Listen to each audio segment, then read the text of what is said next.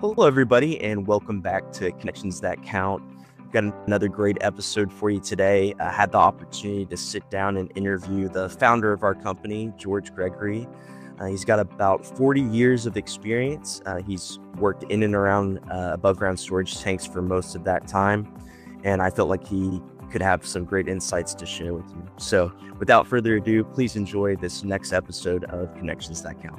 Thank you. Well, thank you again, George, for joining me today on this, next great episode of Connections That Count. I think a great place to start, where we normally do. How did you end up getting to the position in your career that you're at now? And what were sort of the steps along the way that got you here? Well, thank you, Tyler, for having me. I appreciate the opportunity to be on your Connections That Count. I think they're a great avenue for lots of individuals to discuss how things are going in their careers. So my journey started way back in 1989. So I've been in the business for almost 40 years. So I started off from, went to school at Penn State up in Pennsylvania, got an engineering degree. And my first assignment when I was out of school was with the Shell Oil Company.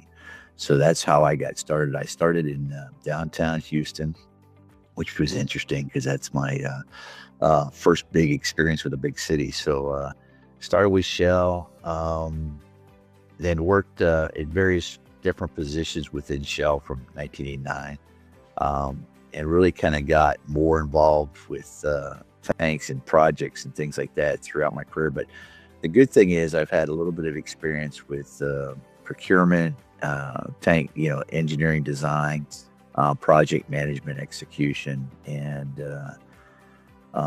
that's kind of how it got started. It was back in 1989 with Shell. Well, perfect. Well, I'm sure you got to see a whole lot from all different angles, while you were working your way up through Shell. One question, obviously you've delved much deeper into specifically tanks, over the past couple of years. What were some of the challenges that maybe you saw while you were coming up that interested you or made you sort of passionate specifically about tanks? Well, there's lots of different things coming up through. It's just there's so many opportunities when I started to surround yourself with really very experienced people. So my first initial setup going to general engineering was I was the new kid, right out of school. Went in to work with a bunch of experienced and senior engineers. So it was very kind of easy for me because of the mentorship. So I was able to walk up and down the hall and be surrounded by experts in the field, regardless of whether they were tanks, cathodic protection, anything electrical. Gary Perkins was a friend of mine. He took me fishing when I first came down and figured out how to get on a bus when I got out of two Shell. So he was very helpful getting me back home. But it was such a nice experience for a young person to have so many different folks there who were openly willing, ended their careers, but they were able to really help out with, for a young person trying to gain knowledge. They were very, very, very helpful in just going into their offices and getting to understand, because as a young person starting off, I had a really good supervisor, Bob Ewing at the time. And so with that combination, it was very easy to be successful. So I started there. As you progress through the career, you've got more and more responsibilities, more exposure.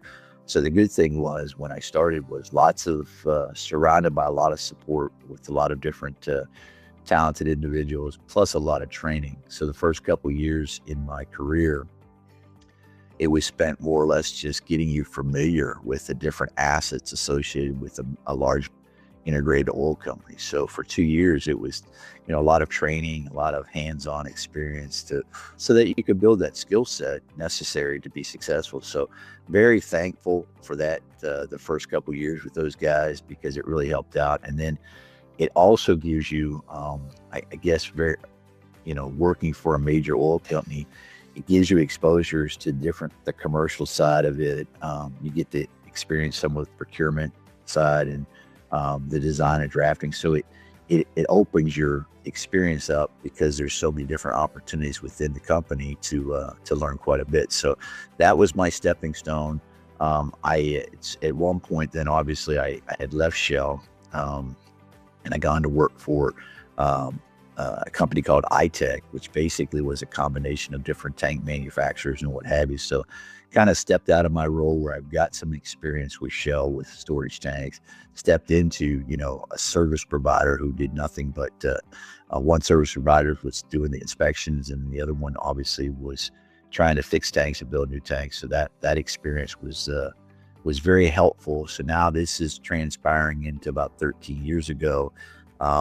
Because of one of the activities I had with Shell was I was the online bid manager, and we had specifically done scheduled norms for tanks. So I was deeply involved with that process. And then about 13 years ago was able to come back on board as a consultant, and started with basically just trying to help the network get a better understanding of norms, how they worked, and the productivity factors, and just kind of engaging in that. So that's where it started. Now it's kind of developed a little bit further, and here we are with virtual tank solutions in the Tank Facts program. Absolutely.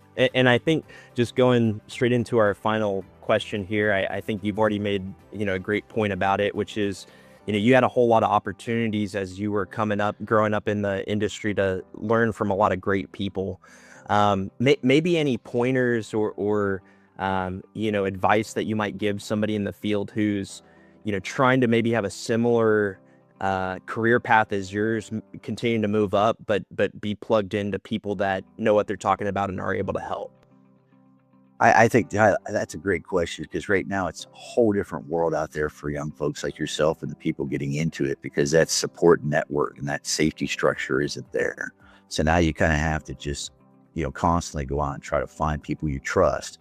And so it's a little different now. So now the question is, can we get some of these people that we know in our network to start sharing and getting and investing in these the younger folks out there? So the big key is that we just got to keep taking the opportunity to share, and doing it in a way that can be is received well with the young folks, and also they feel that security and the risk is low for them to be successful. So I was fortunate to have this huge organizational structure where it was very almost impossible to fail, where now it's kind of like there's a lot of lots of things thrown at people, not enough time to really absorb it or train or even get the necessary skill set or time.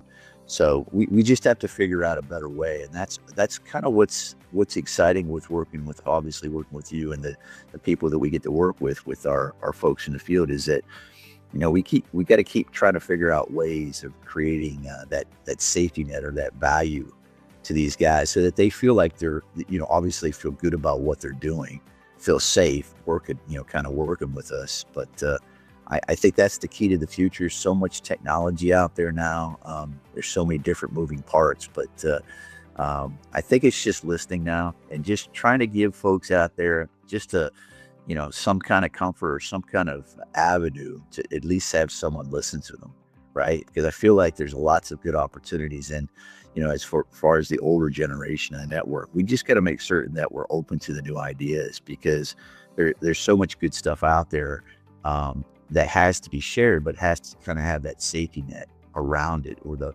guardrails to help the new folks, take their work processes, their ideas, and their knowledge, but kind of we got to shrink that gap on how long it takes to get that implemented. And so I think that's the exciting thing, is to kind of keep working with folks, because most of the guys we work with are excited to share what they're doing. They all, to be perfectly honest with you, they all want to be successful.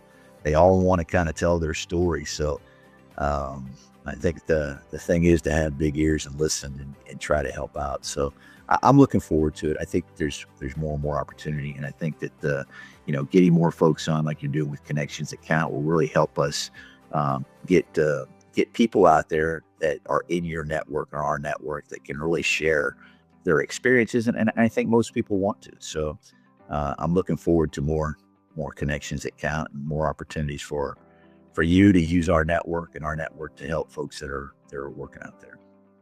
Absolutely. I think the exciting thing, just like you said, is getting all of these folks, who we've had the pleasure of getting to work with, who've got a whole wealth of experience in this field and who are willing to share, and trying to create that same environment that you kind of felt growing up with some of the newer folks in the field now, that, hey, there are folks out there that are trying to help and they'd love to share, and so it's kind of a cool thing. So anyways, I just want to say thank you for your time. Thank you, Tyler. Thanks. Appreciate it. Absolutely. Thanks.